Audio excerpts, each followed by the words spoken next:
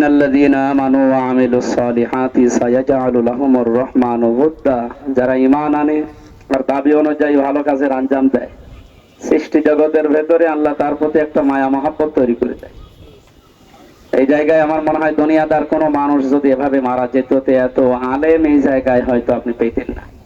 আর আমরা যারা এসেছি দূর দূরান্ত থেকে আল্লাহর জন্য, ওনার মহব্বতে, আল্লাহর ভালোবাসায় উদ্বুদ্ধ হয়ে এসেছি, আল্লাহ রাব্বুল আলামিন ওনার সারা জীবনের ভালো কাজগুলো কবুল করেন। মানুষ হিসাবে অবশ্যই তিনি অন্যায় করেছেন, ইনসান শব্দটা যেহেতু, এই হিসাবে ওনাকে আল্লাহ যেন ওই দোষগুলো মাফ করে দেন।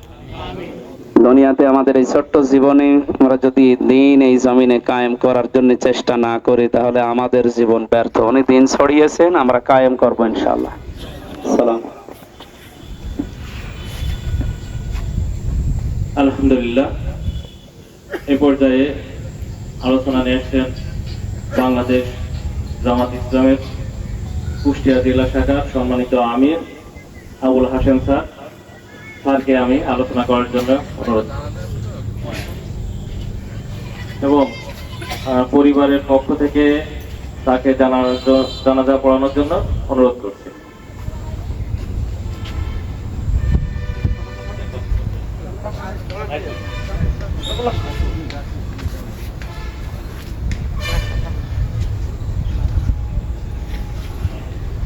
বিসমিল্লাহির রহমানির রহিম।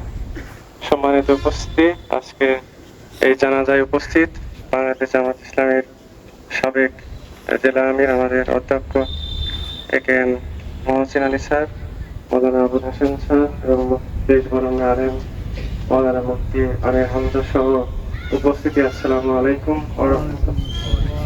সম্মানিত উপস্থিতি, আপনারা জানেন আমার শ্বশুর দীর্ঘ 36 বছর এই মসজিদে ইমামতি করেছেন। তার একটা সন্তান ছিল, 2005 সালে রোড অ্যাক্সিডেন্টে মারা যায়।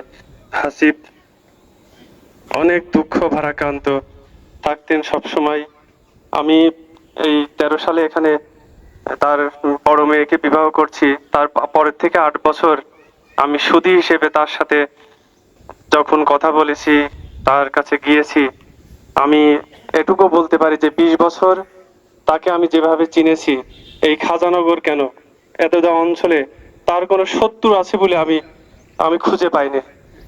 আমি দেখেছি, আপনারা অনেক সময় দেখেছেন, এবং তুচ্ছতা ছিল আমার কাছে লেগেছে তার পোশাকের ক্ষেত্রে, যে সে ছিঁড়া লুঙ্গি পরছে, পায়জামা পরছে না, পাঞ্জাবি তালি দিয়ে পড়ছে। আমরা পরিবারের পক্ষ থেকে অসংখ্যবার বলছে আমি সহজ সরল জীবনে অভ্যস্ত, আমি সাহাবাই আজমাইনদের জীবন অনুসরণ করতে চাই।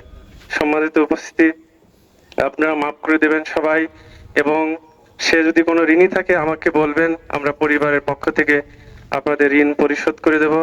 আপনারা তার আচার আচরণ দেখেছেন, সে কোনোদিন গীবত করেছে, পরনিন্দা করেছে, কারোর সম্পর্কে কোনো কটু কথা বলেছে, আমি 20 বছর তার পাশে থেকে আমি কখনো শুনতে পাইনি।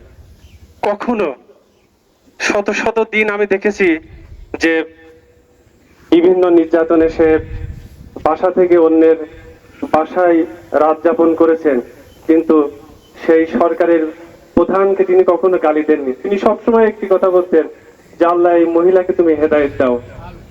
তাকে কখনো কোনো ব্যক্তিকেই অসম্মান করে সে কথা বলতো না। সম্মানিত উপস্থিতি, আপনারা দোয়া করবেন। আসসালামু আলাইকুম ওয়া রাহমাতুল্লাহ।